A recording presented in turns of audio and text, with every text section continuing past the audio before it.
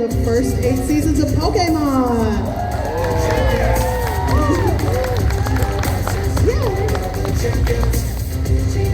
And last but not least, we have Lee Quick, who is known as Officer Jenny.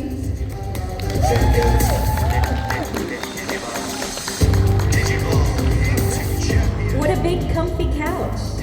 That's a reference to another show that was on TV. Yeah, that couch is like some major deep sitting. I know, I'm propped up. Yeah.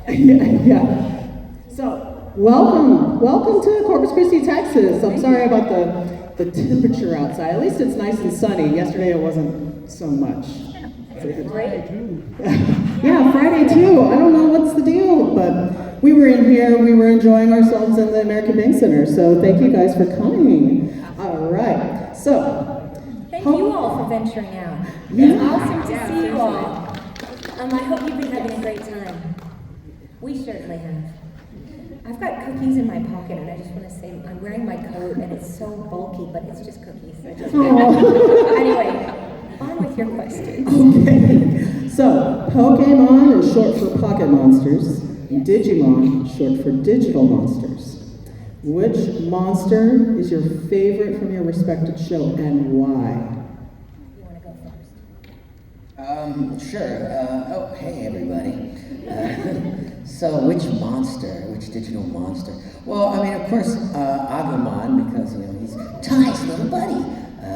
But that would be the obvious choice. But I actually voiced a lot of the monsters, especially in season 1, along with Ty. And I'm Pumpkinmon, Wizardmon, Motimon, I'm the original Tentomon. But there's like a dozen of them. But of all the other ones that I actually voice, it's always been Motimon. I like that little punk squishy guy. So I'm going to say Motimon, which I'll leave it with this, is an inside joke to mostly just me, because I was coming up with so many different voices and I had to have some way of remembering who's what. So there's this show that probably none of you know that I remember watching on Saturday morning cartoons when I was a little kid called The New Shmoo Show. You ever hear of The New Shmoo Show? And Shmoo sounded exactly like Motimon, Shmoo, oh, it sounds just like this. Yeah, that's the long answer. My short answer is Pikachu. It's my favorite. Ash spent a lot of time with Pikachu, and I think their relationship is what makes the show so special, and we learn so much from them, so I'm sticking with Pikachu. Obviously, Growlithe. He's definitely my favorite, and then I also like Squirtle. The Squirtle Squad is probably the coolest, and I would say both of those guys. It's a toss-up. Growlithe is my favorite as well. Actually, my husband was dressed as Magikarp and I was dressed as Growlithe whenever he proposed to me with a 3D printed Pokeball that you could open up with a Pokeball ring, engagement ring. Yeah. Did you make your costumes? Wow. Yes. Wow. Yeah, so it was like casual type of cosplay where it was like, orange sweatpants with the, and I had like the light up wire, and like a spiky wig and everything. Yeah. Way cool. So I want a we're picture. no offense to Digimon, but we are a Pokemon family through and through. All right. So in character, convince the audience why your show is the one to watch. Let's see. First of all, I don't know what you're talking about, a show. I mean, I'm on a journey, and I guess people have heard about it because I'm pretty awesome. But I don't know. I think that everybody's on their personal journey, and if we can do it together, it just makes everything better. So if that's a show, you should watch it. That's a pretty compelling argument, Ash. But if you like your monsters to talk, then you like Digimon. if you like your characters to age, well, Digimon's got you covered. and if things like courage and the crests that represent core human qualities and qualities of character that we try to teach our kids, then Digimon's your show. So, Well said, Josh. Attention citizens, if you don't watch the show, I'll arrest you. Actually, I think that we, as a society, learn from what we show and represent in Pokemon. We're probably one of the first that actually showed bullying and addressed it. So yes, that's what I would say. thank you, Officer Jenny. Very good answers.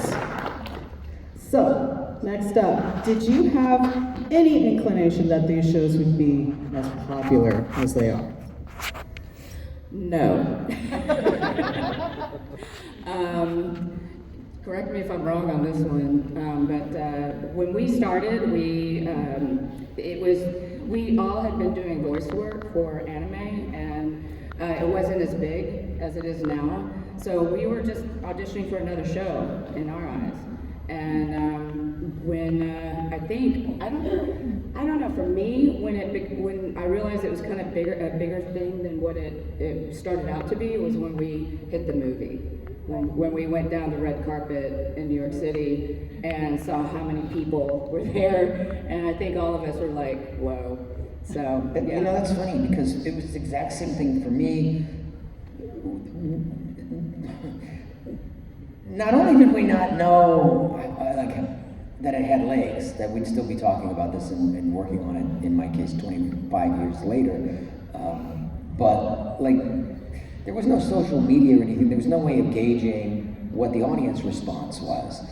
So, similar to what you just said, it wasn't until Digimon the movie came out and the studio sent a limo to my house, and the premiere was on the back lot of, at the time it was 20th Century Fox, and there was a red carpet, and there was Entertainment Tonight and press, and that's when it hit me. And now at that point we were already 2 years into making it. Yeah, but it wasn't until then that I realized how big this had gotten.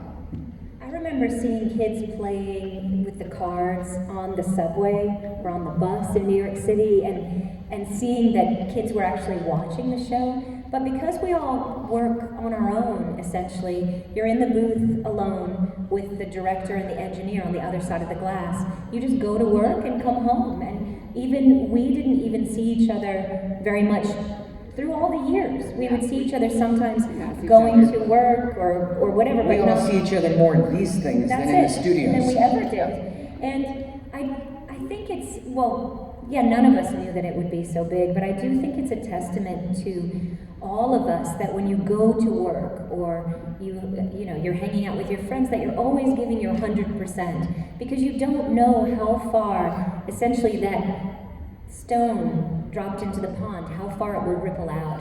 And the fact that we just went to work, did our jobs, loved our jobs, but that it would still have legs today, that it would still have some lasting effect. It's so lucky, but none of us had any idea. It crawled out of the water, grew legs, and ran around the world. Thanks, Jack Nicholson. Wow. I was doing Christian Slater. Thanks, Christian Slater. Thank you, amazing man. You know what? You should do voices for a living. You're good. Give it a try. Give it a try. All right. Okay, if you say so. So at this point, if there's any VIP badge holders that would like to ask one question, I say only one question so that we have enough time for anyone in the room to be able to ask their questions. There's this microphone right here in this aisle. If you would like to come up and ask a question for the voice actors that are up here. Great. Yeah. If it's too far to walk, you can always raise your hand. We can call on you. I'll run down. But awesome. Nice mic adjustment there. See a professional. Yes, what's your question? I wanted to know if any of you were fans of Pokemon or Digimon before voice acting in it. If we were If we fans were of the fans. show Yeah. again, it was a different era. It wasn't like you could walk into a bookstore and find a section on anime. They didn't even have a section at Blockbuster Video for anime back then. So I don't know how. The only anime that I knew before voicing it was Akira. because I saw it when I was in film school at NYU. Yeah, and that's the movie that made me want to be a voice actor. So I was a fan of that when I got the call to actually be Tetsuo, but I had never heard of any of the other shows that I had done. Well, a couple, like a version of Speed Racer that I was in, and a version of Transformers here and there. I don't know if this counts as anime, but It does. yeah, but something like Digimon, I imagine with Pokemon, like except for the games, like the Takamachi in my case, I was completely unaware. But that was the era. Like they didn't, there was no way to see this stuff or gain access to it really.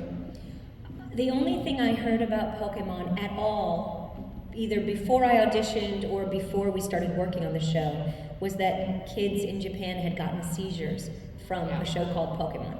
And somehow I still auditioned. I don't know what that says about me, but I don't know. But I'd never heard of it at all. It started in Japan in '96, but because we didn't really have computers to look stuff up, I mostly found out about it through the New York Times.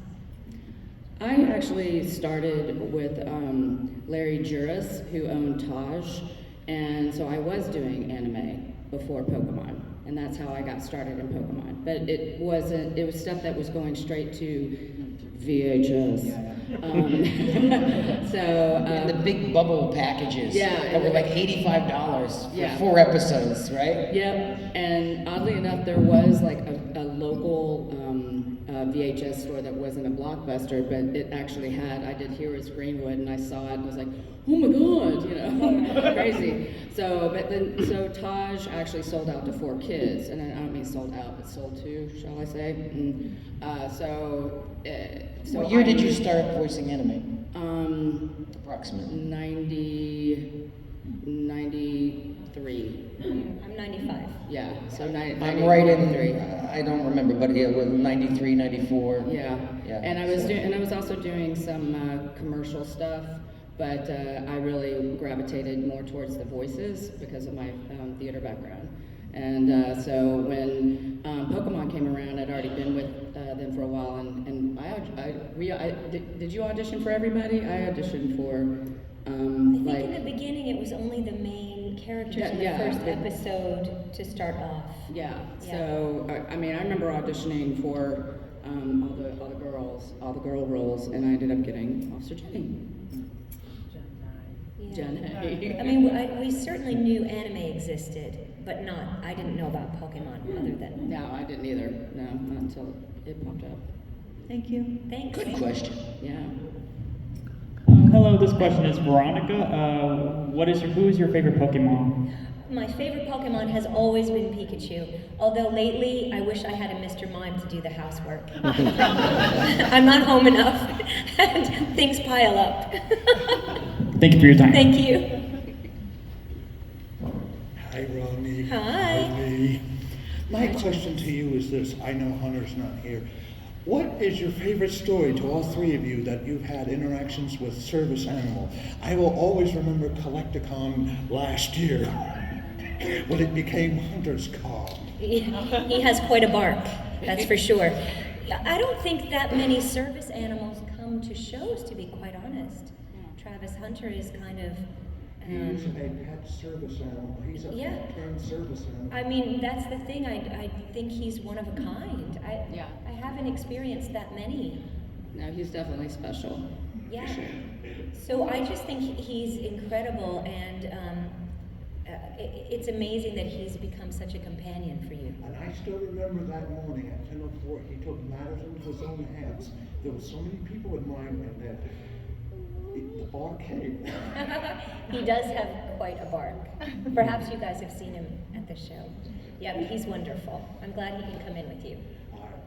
Thank you all. Thank you. Hey guys, how's it going? Good. My name is Dow. I'm a huge fan of Pokemon, Digimon, and you guys. And my question is for Lee Quick. In a Pokemon the series, there are several Officer Jennies.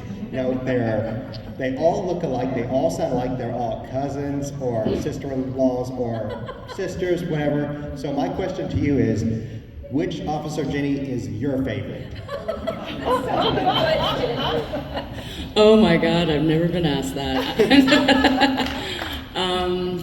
I'll be honest, I think my favorite was when she got introduced, because when she left her motorcycle at the front desk when she was taking Pikachu to meet Nurse Joy.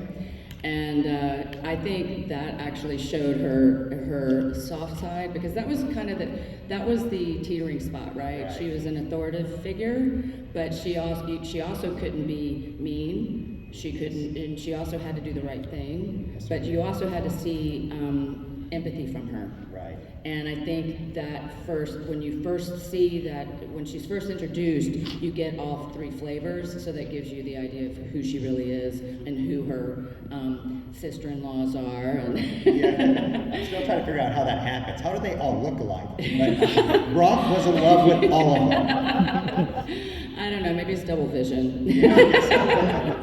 Yeah, that's a great one, and that's definitely my favorite. But honorable mention would be the one with all the Growlers. Yeah. The Growler Squad. That was a very touching episode as well. Yes, absolutely. Thank you so much. Thank you.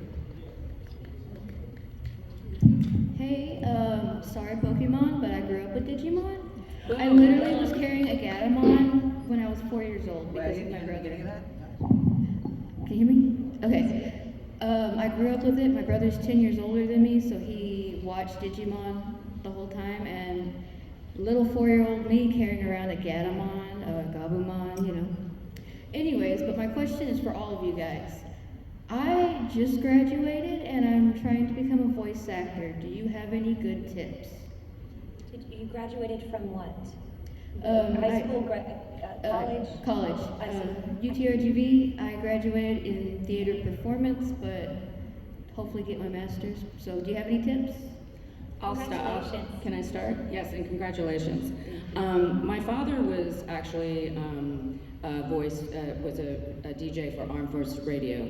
Okay, so that's how I grew up with this sort of thing. We recorded our voices all the time, and I heard all of his recordings on those decks, right? And he was in New York at the time.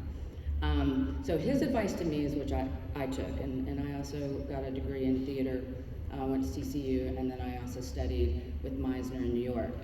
2 things: keep up with your acting, because it's not just reading a script. And number 2, which I thought was really cool, read out loud every day, because that is really part of it, is reading out loud. You might hear it in your head, and you know, if you've memorized it and you're on stage, it's one thing. But if you're given a script, you know, you have to break it down, right? And you underline where you're emphasizing, and you break down your beats, okay? Kind of like you do a script a little bit. But when you practice reading out loud, that's when it clicks more. I totally agree with that. I always say read out loud. Before I was really known as a voice actor, and before I had kids, I would read like kids' books out loud to just whomever would listen, and doing all the characters. I've read all the Harry Potter books out loud, doing all of the characters. But that's just how I'm wired. I like to hear the sound of my own voice. But that is really crucial to get accustomed to giving life to the words on the page.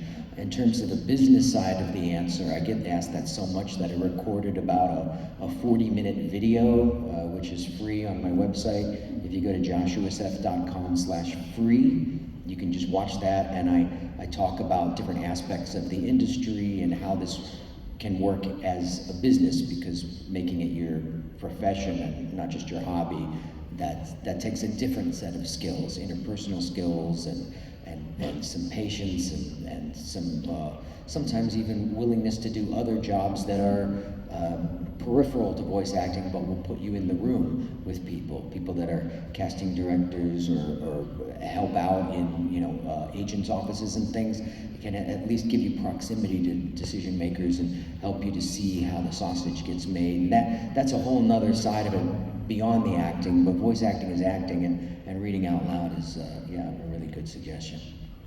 I do think that training is where it's at. I mean, we all have theater training, I have a BA and an MFA in acting, and I've toured the country with classical and contemporary and children's theater.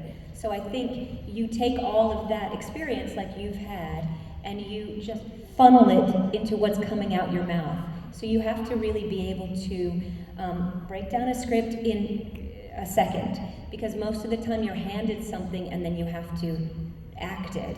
So in your training, you learn to what is your objective, what does the person want from you in the scene, and because that's what you do, you can do it quite quickly. I think working on your voices is great, but if you don't understand what makes the character tick, then it's just a voice. But you need to have the emotion and the empathy and the drive that's there. I think getting together a demo that's about a minute long that showcases what you do is great. You want to have something separate for animation, commercial, audiobook, so that, because casting directors don't have a great imagination, so you want to be able to show them what exactly they're asking for. I think, that's something that you have in your bag of tricks.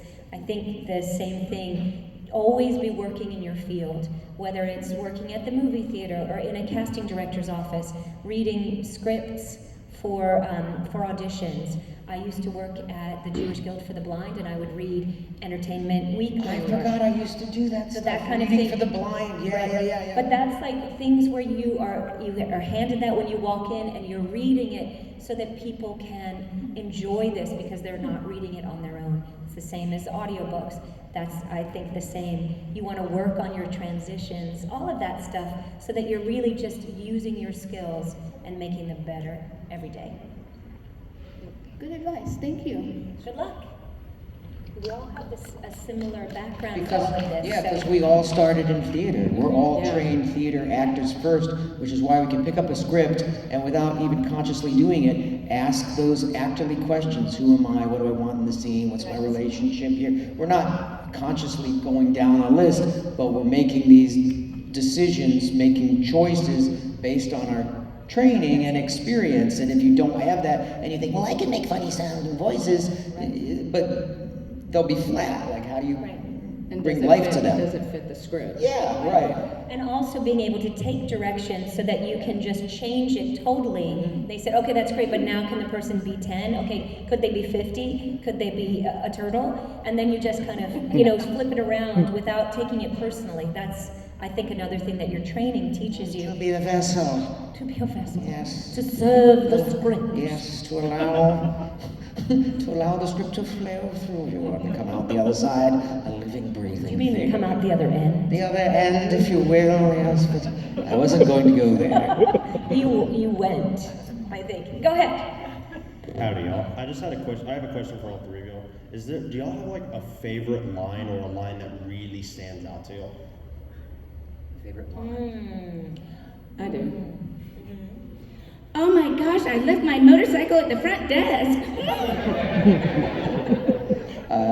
Recently, my character from Akira, Tetsuo, has become a meme on TikTok. So I get to do this line a lot. Leave me alone! Akira, baby.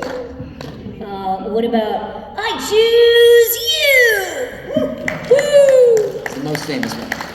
It's too loud for this intimate gathering. Thank y'all so much. Hello. Hi, this is a question for Veronica, and I hope this isn't too prying. I want to know, after voicing Ash for so long, what was it like to finally see his journey, his current journey, finally come to a conclusion? Because at the end, it was still saying that, it was still showing that his adventures will still go on, we just won't be following it. What is it like to finally be able to say, that the time has finally come to say so long for a while? At least we'll see you later. I think that's a lovely question. We were all replaced after season 8 when Pokemon USA took the show, which was pretty traumatic. And when I found out that the Ash story arc was ending, which I found out on Twitter, I kind of had some PTSD, to be quite honest. Like, it was very sad for me because I didn't envision that journey ever ending. But I do think that for someone being on the road so long, it should have occurred to me that it would end at some point. And I think he deserves to kind of go on to whatever is next. I do think him becoming a master is really a win for all of us, because we've been with him through the wins, very few, and the losses, more so. And just the fact that we've been on that ride with him and we've lived it, and we all now are tasked with carrying on this journey, that we have to spread the goodwill and the cheer and the friendship that Ash shared with his friends on the show, that he brought into our lives. It's now up to us to carry that on. And I hope you all, along with me, will take that mantle and we can carry it together. That was absolutely beautiful, and thank you so much for your answer. Thank you. It's up to us, guys. Come on. I have a question for Veronica. I just want to know, what was your favorite, episode from the seasons that you voiced?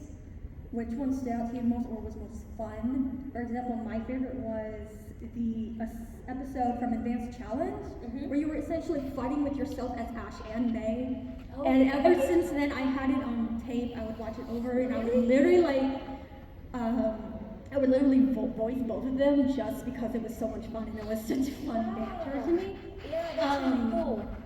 I just want to know, what would you say your favorite episode was that stood out to you most, or was the most fun to record? I will admit that most of it just kind of globbed together, because we just kind of, you would go in and just do your lines, and then some episodes I had more than just one character, which was great, and then, but it just goes on together, so it was the one huge episode for 8 years, essentially. Right. But my favorite episode is the very first one. I think we get to see how Ash is just like us. He's so excited the night before that he oversleeps and has to run out in his pajamas. He wants something so badly, and he gets the Pokemon that he least wants, that he least likes, and that least likes him.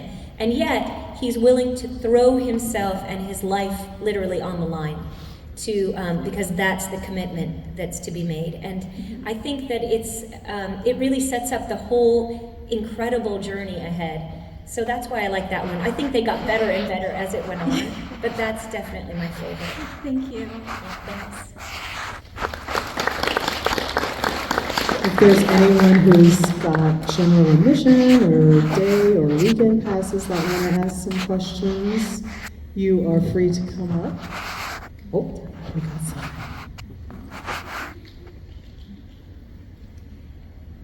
It's open to anyone who wants to ask a question. Now it is open right? to anyone, yes. Yeah, That's okay. what I mean. Hi. Hi. So I was wondering if there's any cause both Pokemon and Digimon have gone on for a really, really long time, and fans have been so passionate about it. I was wondering if there was any fan creations of your guys' stuff, of any of your fan characters, commissions, or fan creations, fan art, or comics online or stuff like that any of you guys have seen that has just made you go oh my gosh, this is so actually, yeah, I can answer that. For Digimon, there's some group of people that are doing a live action Digimon. They've only done, and it's so good.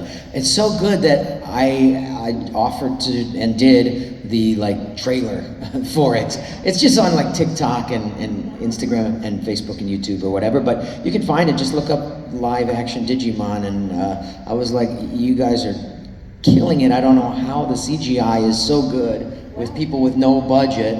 Right. That's the other thing I was going to tell the person that said she just graduated and wants to get into voiceovers. It's very different than when we started. The barrier to entry was so high. You had to, when I made my first demo, I had to rent time in a studio.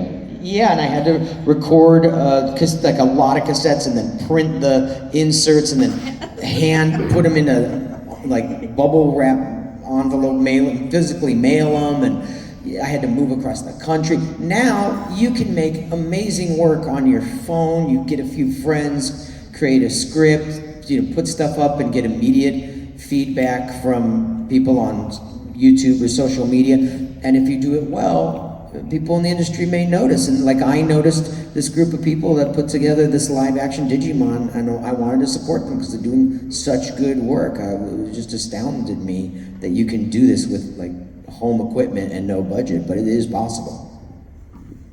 I've seen amazing pictures that people have drawn, tiny children who are drawing at my table, even at a convention, to art that people have brought from home. Even today, people have brought in things. There are artists at this show who've done super Pokemon-inspired drawings. I've read people's stories that they've written.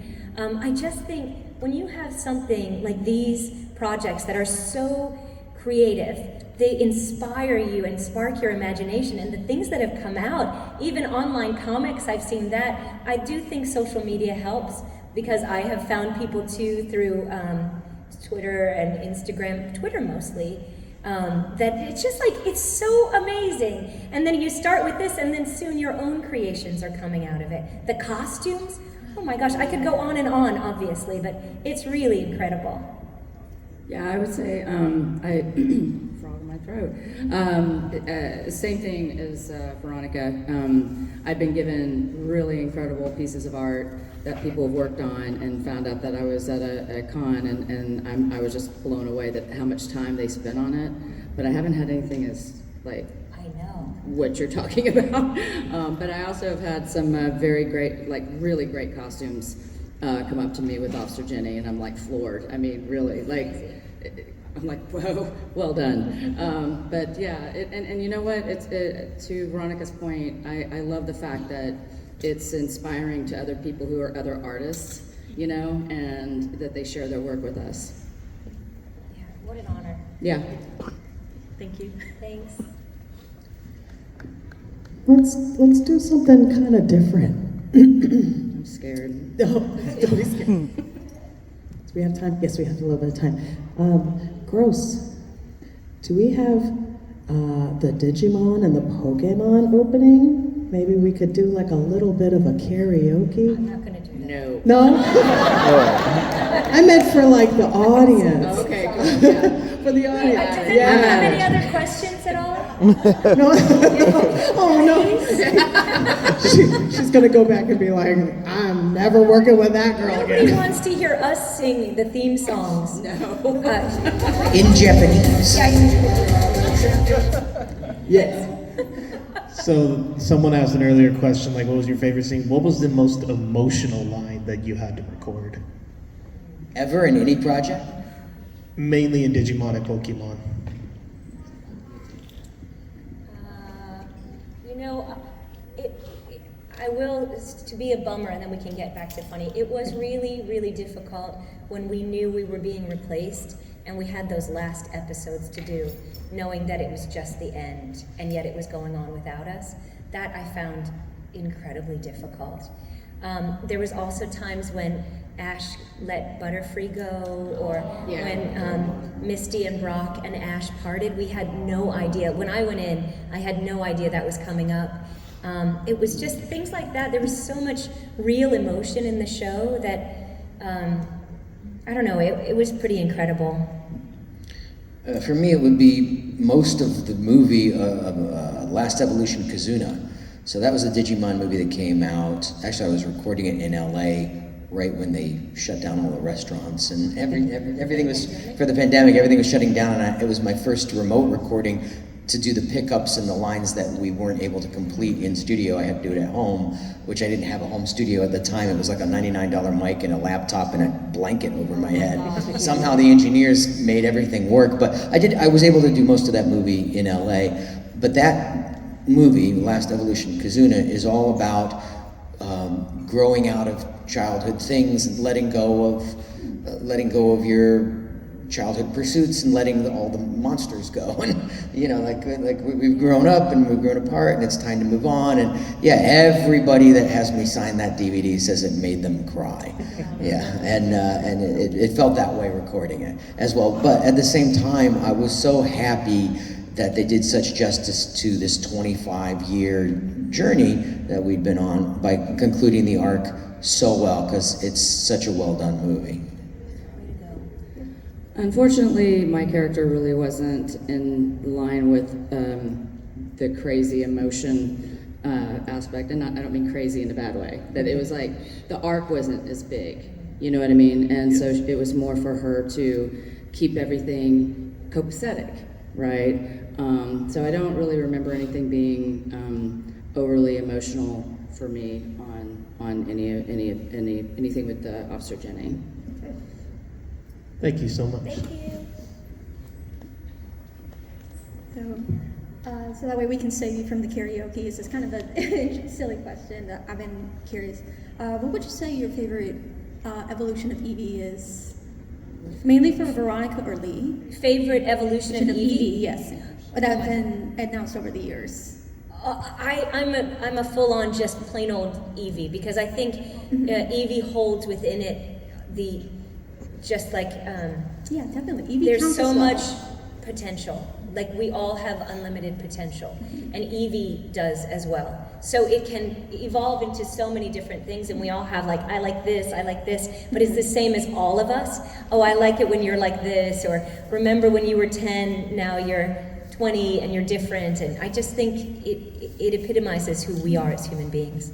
Yeah, I love that so much. Thank you. I don't think I could say that any better. I'm just gonna go with that. Hello? Hi.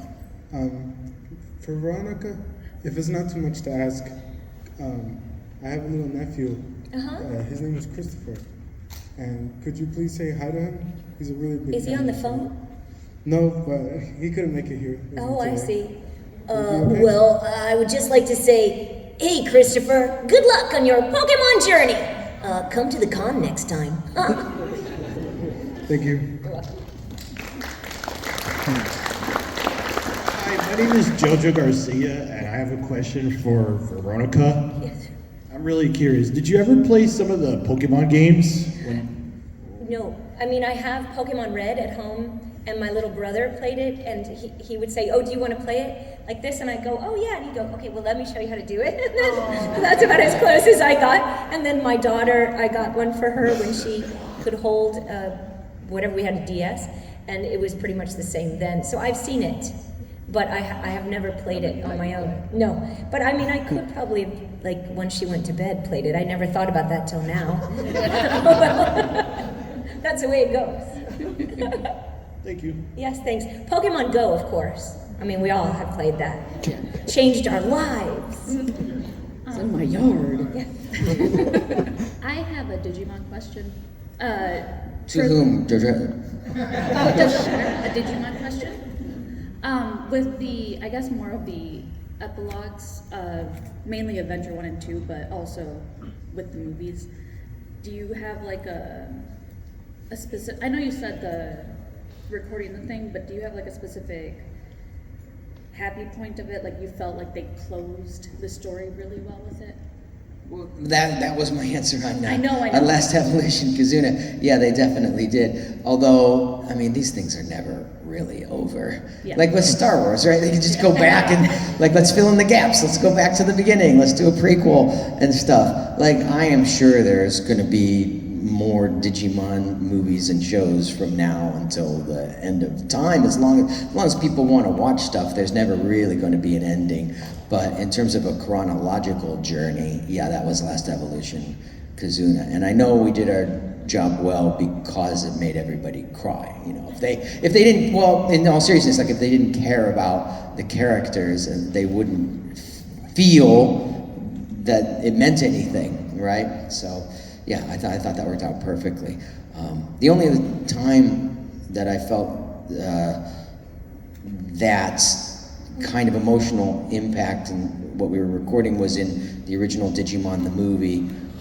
There's one scene where like Greymon or War Greymon, he's like underwater, he's like floating like that. I'm trying to get him to wake up and fight the good fight. But you know, usually it's really high intensity. Come on, let's go save the world, guys! Kind of an energy. But yeah, it's also, as an actor, it's nice when you get levels like that too. Could I ask a second question when you're done? When you're done. Oh, I played Lopmon recently, and what I really found interesting, because I hadn't invested in Digimon in the same way, because I wasn't in it, that The same way, I won't watch any anime that I'm not in. If they want me to watch it, they gotta cast me. Totally, that's it. That's the rule. But I find it interesting that those Digimon get to have Words? such story arcs. No, but like they have, yeah. so it can get Evolve, really deep. yeah. And it's really, I thought it's so rewarding to get to play that. And you must know because you've played so many, but it's really great to Even the have that. human characters, Tai becomes the reluctant warrior throughout those 5, 6, how many? I think 6 Digimon Tri movies. I always get confused because Tri means 3, and there were 6 movies. Like lost in translation there, yeah. That he goes from the gung ho kid that he was in the series to really considering what the peripheral damage might be if they unleash the monsters and they destroy the city or whatever as a result. Like, yeah, everybody goes through a process of maturing, and even in terms of the interpersonal relationships of the characters. That's what I'm saying. As an actor, like, that's what you want. You don't want to keep repeating the same thing every show, every movie. Come on, let's go. Like, how many times can you say that? But with Digimon, like, we really have an opportunity for friends to fight and make up and learn a lesson and grow and evolve. And even the voices. I mean, I've done Tai from, little baby Tai and the Kari, what's wrong, Kari? To Tai from the series, to Tai in all of the movies when he's like high school age. I mean, in all the Digimon Tri movies, to Last Evolution Kazuna, which is, he's going off to college. He's college age. So I was able to also do a vocal journey throughout his whole life. Now they just need a Digimon when they're like old men sitting on a park bench, like waiting for Godot, Digimon style. There should be like an old Ash and an old Tai. We should make something like that, reflecting on their lives, and like they just meet for the first time on the park bench, and they realize, how they have these things in common. We have similar hair. Yeah, that's right. How have I never met you before? I'm not sure. Now that that's out there in the universe, I'm sure it'll happen. What's your second question? My second question would be, how did it feel like passing the torch to the next generation? Like, did you give essentially who filled in for your essential role? Did you give them advice? Who are you talking to? Are you talking to me?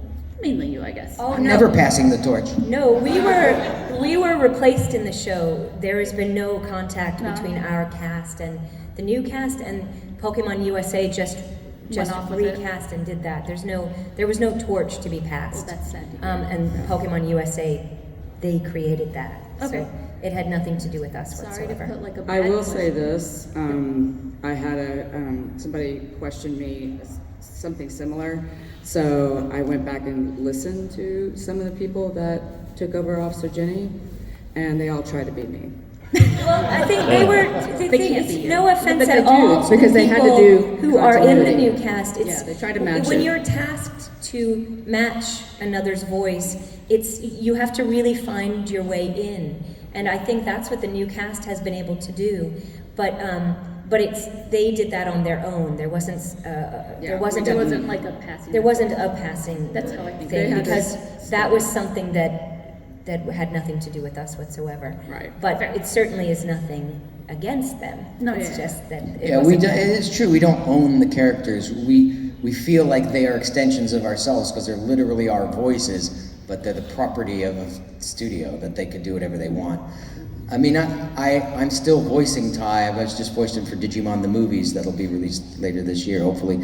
But like Zeno Robinson did Tai in the 2020 dub. Very nice guy. I got to meet him at a convention last year, and he was like, "I tried to do my best Joshua Seth," and I'm thinking, well, then why didn't they cast Joshua Seth? Yeah.